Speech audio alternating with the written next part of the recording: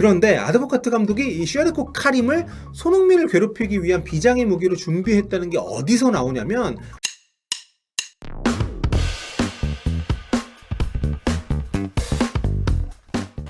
안녕하세요, 블루TV 성욱입니다. 다들 아시다시피 대한민국이 2022 카타르 월드컵 최종 예선 첫 경기, 그것도 홈 경기에서 이라크하고 비겼습니다. 무승부이긴 합니다만 좀 충격적인 결과죠. 무엇보다 홈 경기였고 상대는 A조에서 우리보다 약체로 분류가 되는 팀이었기 때문이죠. 아무리 아시아 축구의 실력 격차가 줄어들고 있다 하더라도 우리에게는 실망스러운 결과였다는 게 부인할 수 없는 사실입니다. 경기 내용까지 부진했기 때문에 비겼지만 졌다는 생각이 들 정도로 안타까운 승부였습니다. 자, 우리가 그렇게 느꼈던 거는 정반대로 이라크에게는 굉장히 흡족한 결과였을 텐데요. 한국전 마치고 이제 귀국 비행기 탑승하기 직전에 이렇게 인천공항 탑승장에서 찍은 사진을 봐도 표정들이 다들 밝습니다. 자, 생각해 보십시오. 2년간 잘 이끌던 감독이 협회와 충돌해서 6개월 동안 월급 못 받다가 쫓겨나듯이 관둔 상태였단 말이죠. 새 감독이 아무리 명망 있는 지도자라 하더라도 부임한 지 딱 한 달밖에 안 된 상황에서, 그것도 첫 번째 A매치를 아시아 최강팀 중 하나인 나라의 심장부로 원정을 가서 치른 경기였단 말입니다. 근데 이걸 무실점으로 비겼으니까 이라크 입장에서는 성공적인 결과라고 해도 무방한 그런 시합이었던 거죠. 실제로 이라크 선수들은 한국전 마치고 귀국길에 오른 뒤엔 아주 극진한 대접을 받았다고 합니다. 이라크 선수단이 바그다드로 돌아간 뒤에 아주 환대를 받는 모습들인데요. 사진에 등장하는 모든 사람들 표정이 아주 싱글벙글이죠. 마치 승리를 거두고 돌아온 개선 장군들 같습니다. 그만큼 한국전 승점 1점의 가치가 크다는 걸 방증하는 모습들인데요. 여기 정장 입고 사진마다 선수들 격려하는 이분이 이라크 체육청소년부 장관입니다. 이렇게 장관급 인사가 직접 공항까지 가서 선수들을 환영하고 또 관저까지 불러서 치하하는 모습이 굉장히 인상적인데, 대단한 성과라는 걸 장관님이 이렇게 격려를 해주니까 선수들 사기도 많이 오를 것 같습니다. 참고로 이 장관님 성함이 아드난 디르할리라고요. 1960년생이신데 나이가 좀 있으시죠?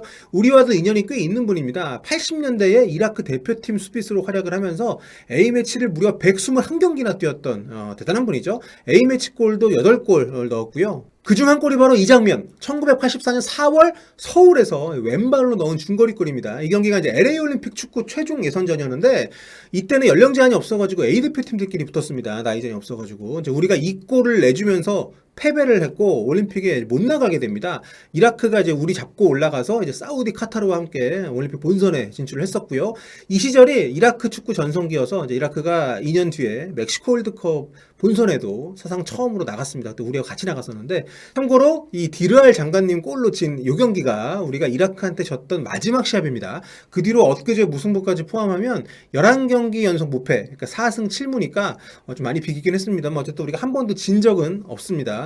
경기 보신 분들은 다 느끼셨겠지만 이날 우리가 부진한 것 못지않게 이라크 선수들도 굉장히 좋은 경기를 펼쳤습니다. 특히 아드보카트 감독이 이 시합 앞두고 3주 동안 유럽 전지훈련을 하면서 몇 가지 비장의 무기들을 준비를 했는데 그게 성과가 난 거죠. 첫 번째는 이제 예상과 다르게 5백이 아니라 4백을 들고 나온 거. 두 번째는 선발 라인업을 최정예로 꾸리질 않고 A매치 경력이 없는 선수를 과감하게 발탁하고 또 서울에 늦게 도착한 선수를 주전 선수들인데 후반에 배치한 거. 그리고 이 마지막, 이게 저는 좀 핵심인데 제가 중계 때도 말씀드렸습니다만 가장 인상적인 무기였는데요. 그건 바로 이날 경기 내내 손흥민 선수를 대인 마크했던 21번 이 쉐리코 카림 선수를 오른쪽 풀백 자리에 투입을 한 겁니다. 경기 후에 이라크 기자 얘기를 들어보니까 이건 자기들도 예상을 못했던 기용이라고 하더라고요. 원래 포지션이 이 친구가 공격수입니다. 이라크 출신으로는 보기 드물게 스위스, 이런 유럽 리그 경력도 있는 선수고요. 찾아보니까 어릴 때 그 아약스에서도 데리고 가려고 했었던 유망주 출신이더라고요.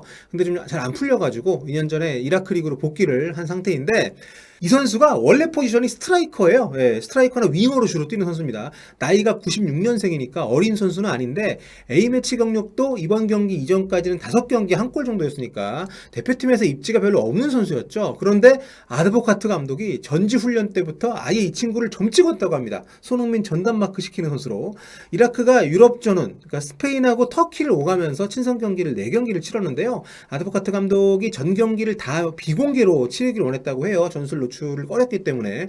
워낙 아드보카트 감독이 축구 이라크에서 어떨지 아무도 모르는 상태였으니까 그래서 다 무관중에 취재진 출입을 제한하고 경기를 하기로 했는데 그중에 첫 경기만 딱 TV 중계를 했다고 합니다. 나머지 3경기는 완전 비공개, 중계도 없이 그렇게 치렀고요. 그런데 아드보카트 감독이 이 쉐르코 카림을 손흥민을 괴롭히기 위한 비장의 무기로 준비했다는 게 어디서 나오냐면, 원래 공격수라고 제가 말씀드렸죠. 첫 경기 때는 아예 출전을 안 시켰습니다. TV 중계가 됐기 때문에. 그리고 TV 중계가 안 된 나머지 3경기에는 이 친구가 모두 선발로 뛰었습니다. 그것도 전부 다 오른쪽 풀백으로 선발 출전을 시켰어요. 그러니까 애초부터 이라크의 아드보카트 감독은 손흥민에게 전담 마크를 붙일 생각을 하고 있었고, 그걸 위해서 이 스피드도 있고 제법 터프하기까지 한 공격수 카림을 적임자로 낙점을 찍고 저는 때부터 그 자리에 계속 적응 훈련을 시킨 거죠.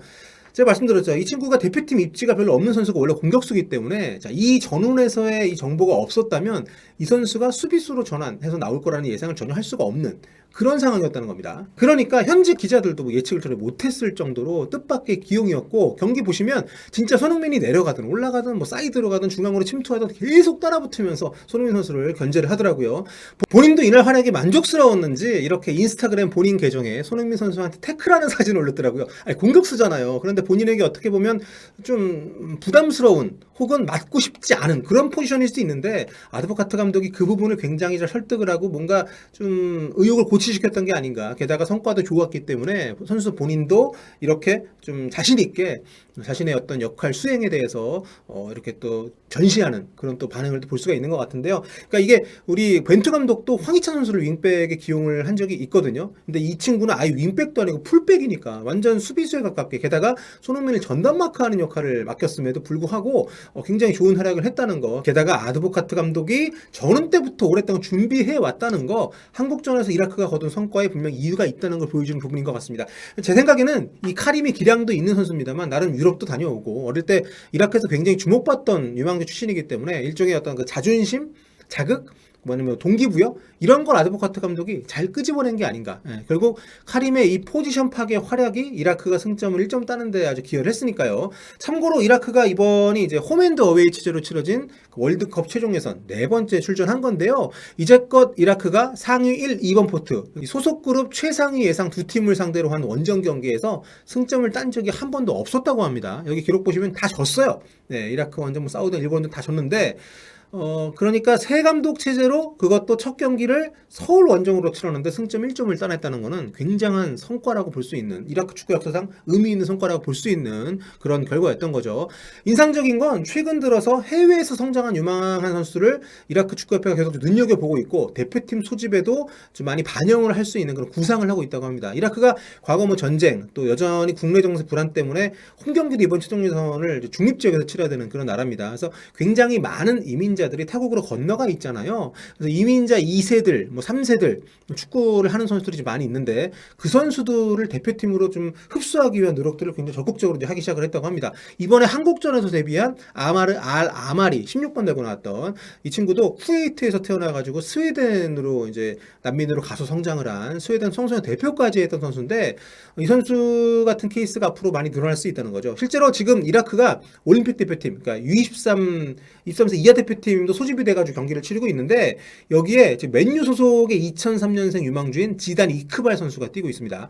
아버지가 파키스탄 분이고요, 어머니가 이제 이라크 분인 선수인데 맨체스터에서 태어난 사람이에요. 그러니까 영국 사람이죠. 근데 지난 5월달에 이라크 여권을 받았고 6월달에 U20 대표팀, 20세 이하 대표팀이 첫 소집이 됐습니다. 근데 그때는 맨유가 코로나 때문에 거절을 해가지고 소집이 안 됐고요. 이번 달 이제 23세 대표팀 소집에 처음으로 이제 소집이 된 겁니다. 그 밖에 뭐 스위스 리그나 뭐 멕시코 리그까지 이렇게 뛰는 선수들 죄다 이제 그 파악을 해가지고 이 친구들도 소집을 했어요. 그래서 이 친구들 성장을 해서 이라크 A 대표팀까지 가세를 하게 되면 정말 전력이 더 강해지지 않을까, 이런 예상들이 나오고 있습니다.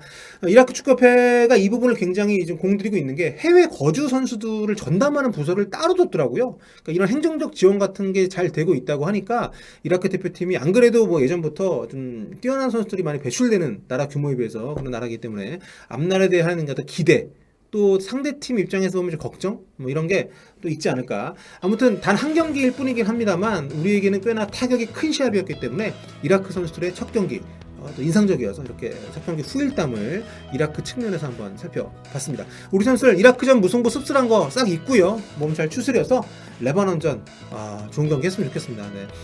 이제 그 10경기 중에서 고작 한 경기 한 거니까요. 이거 좀 잊고 극복을 하고 다음 경기 깔끔한 승리 기대를 해보면서 오늘 여기서 얘기 마무리하도록 하겠습니다. 여러분 다음 시간에 뵐게요. 구독 감사합니다.